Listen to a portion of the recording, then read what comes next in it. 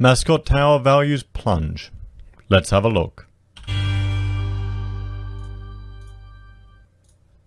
Good evening, everyone. I'm Florian Heiser, and tonight I have a 7-Eleven coffee instead of my Stein.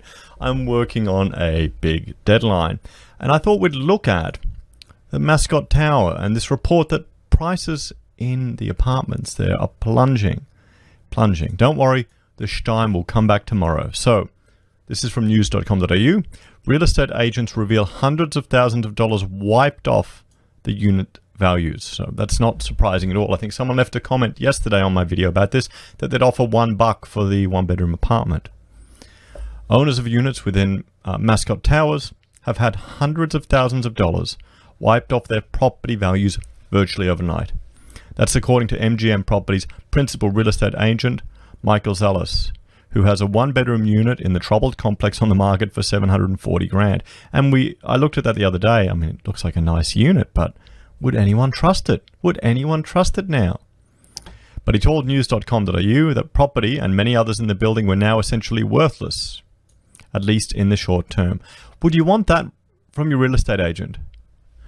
Would you want that from the real estate agent? Maybe they're phrasing him wrong because they haven't put him in quotation marks.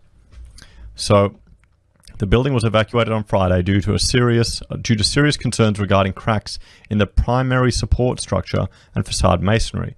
Mr. Zellis said the situation had seriously affected the financial security of owners within a decade-old complex located in the inner Sydney suburb of Mascot. Now, just think about this. If you have a mortgage on the property, if you have a mortgage and there's a certain percentage of it that you need to have, what is it, loan to value ratio? If the value of it plummets, how's that going to affect you? Are you going to have to put more money into the bank? Let me know in the comments, guys, if you have been screwed around with a bank getting a home loan. I know I have. I've got friends that have had too. They see, we wanted to keep some money aside to do repair work on our house, and they said, no, we'll take that as well as part of your deposit. Yeah, great. Anyway, we've got a unit for sale for $740,000. We had offers in excess of $1.2 million for previously for other apartments in the building. What are they worth today? He said. Well, you're a real estate agent. You should know. $1.2 million? Wow. That's probably be one at the top, you'd hope. But I mean, look at them. Look at these things. They don't look anything special. I've been listening to them playing Papers, Please recently, and it's just, I'm thinking of Soviet brutalist architecture again and again.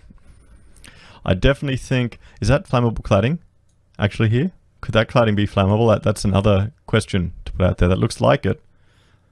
Maybe up here too. Maybe that's flammable cladding.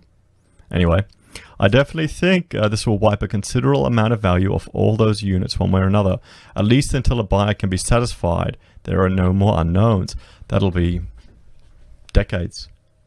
Who would buy that? There's so much on the market. Why would you take that risk unless you're getting a significant saving? It's a terrible situation. It must be very stressful.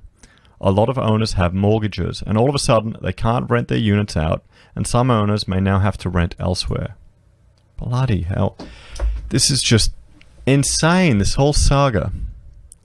Mr. Zellis said he was meeting with the owners of the property currently on the market to discuss his options. Well, you've pretty much gone to news.com and told the world that apartment is worthless.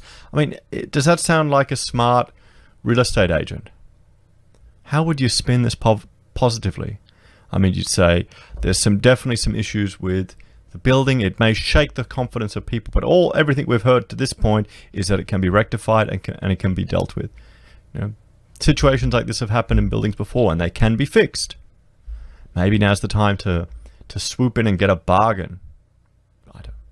Maybe that's why I'm not a real estate agent, guys. Maybe that's why I'm not a real estate agent. I wouldn't have the confidence. Maybe he doesn't even want to sell it.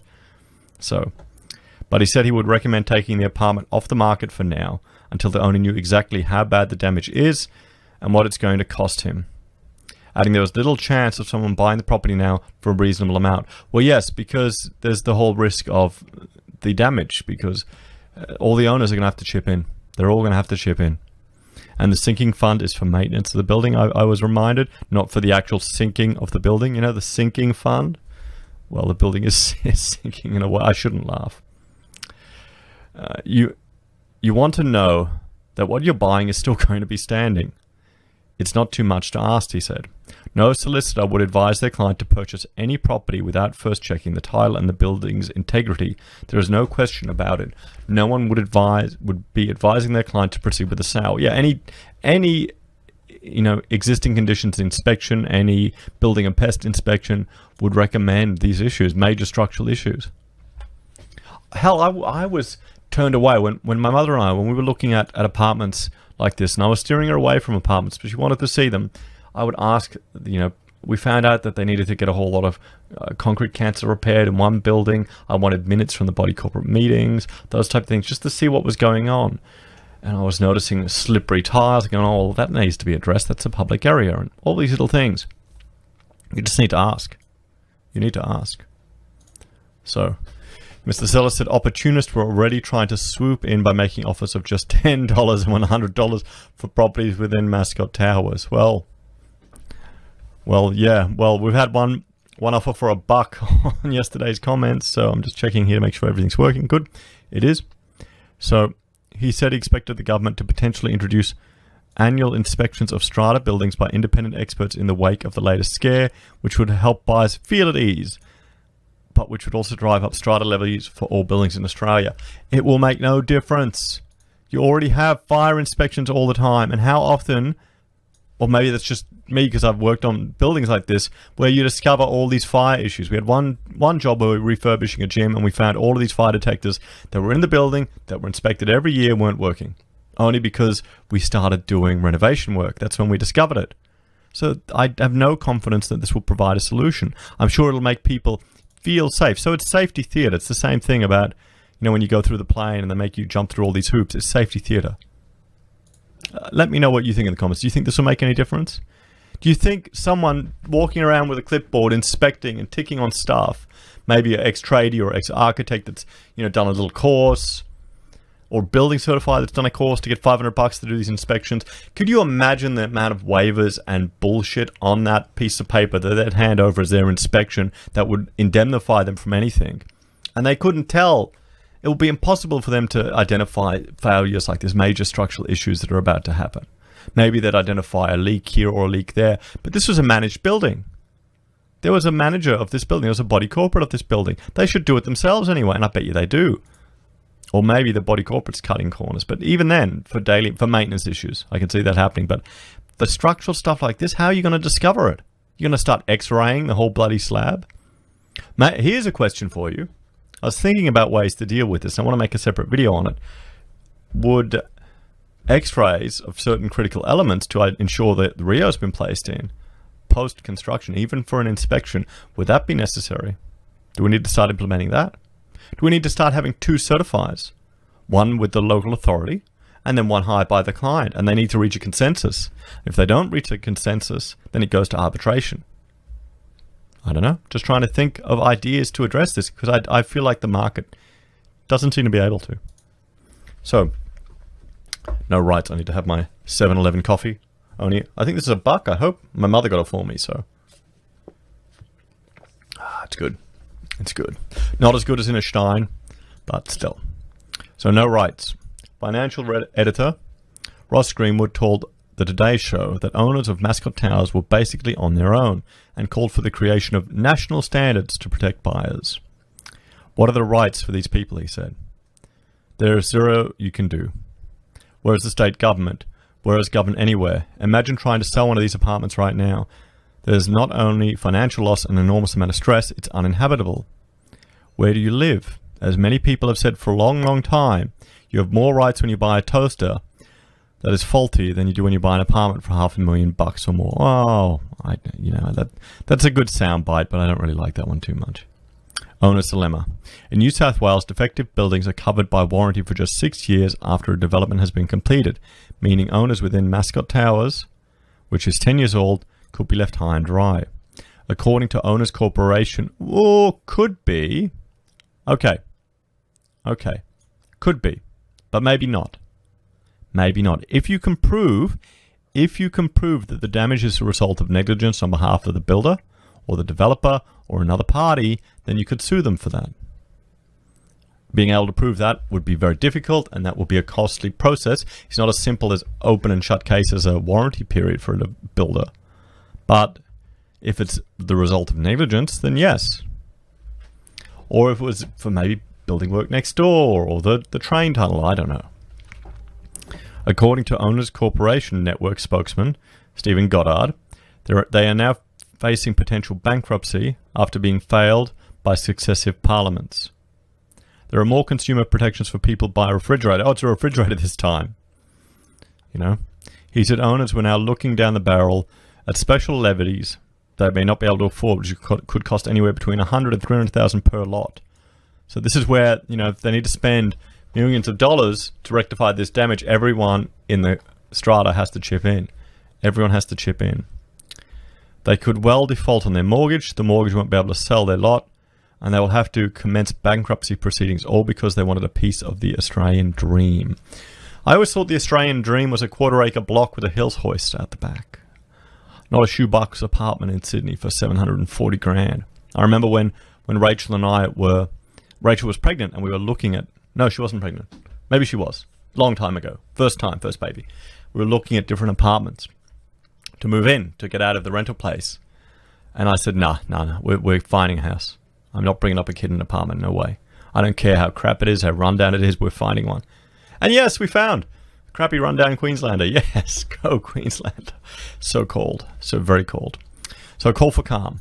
Meanwhile, realestate.com chief economist Nerida Conisbee stressed that faults on this scale were pretty rare. No, they don't seem to be. We had a bridge fall down last week. We had Mascot Tower. We had another one down in Melbourne, another one in Canberra. Yeah.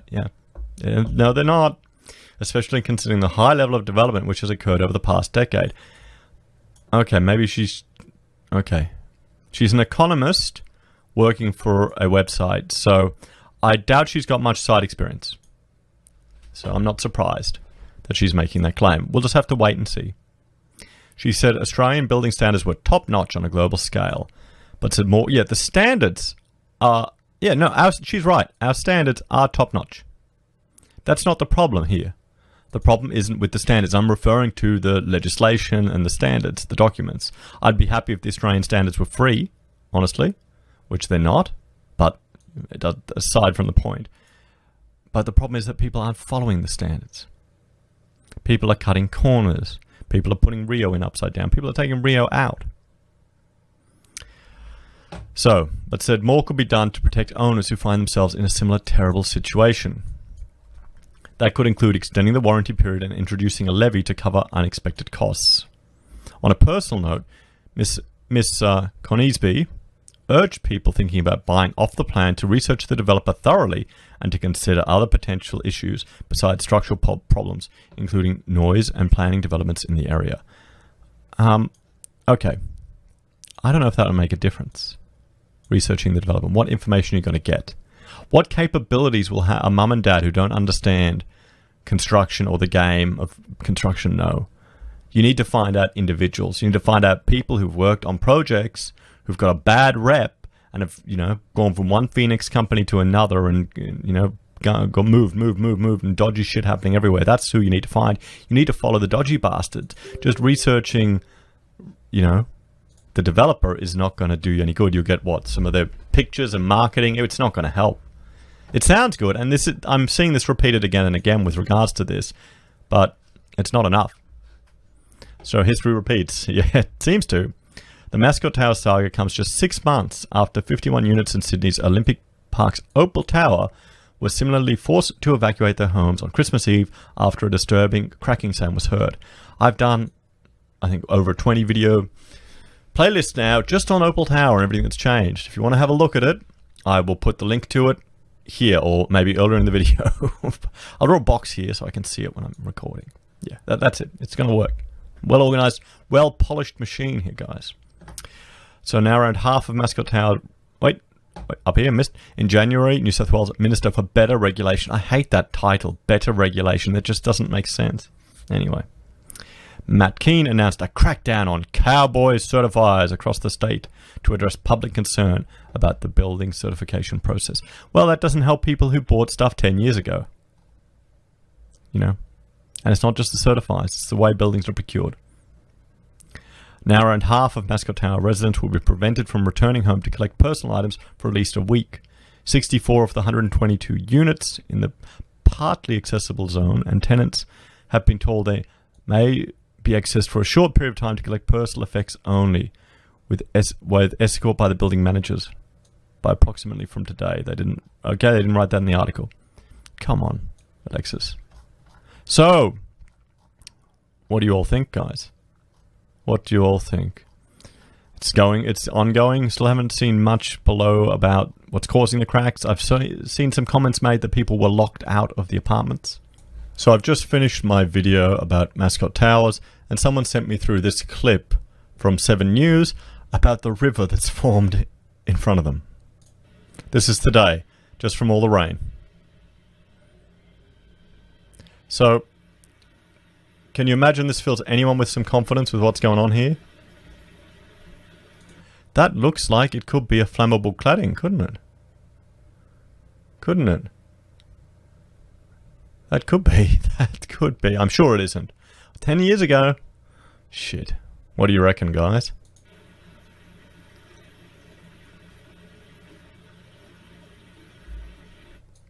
So, yeah, I thought I'd share that with you all, and I'll see you next time. One thing I'm planning to do, guys, as I approach 5,000 subscribers, I'd like to do a special video looking at just construction stuff-ups.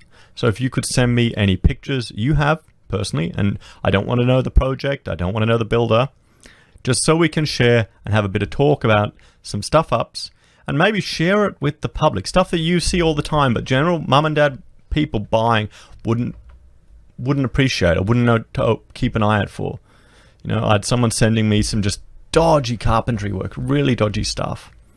So guys, please, you can send it to my Facebook or join the Discord and send me some pictures there. I will keep you anonymous. I won't remember who sent them, just so you don't get in trouble. And we'll have a bit of fun to celebrate 5,000 subs. So let me know if you have anything. But thank you for joining me for this episode. Please like, share, and subscribe. Ding the bell to see my daily updates.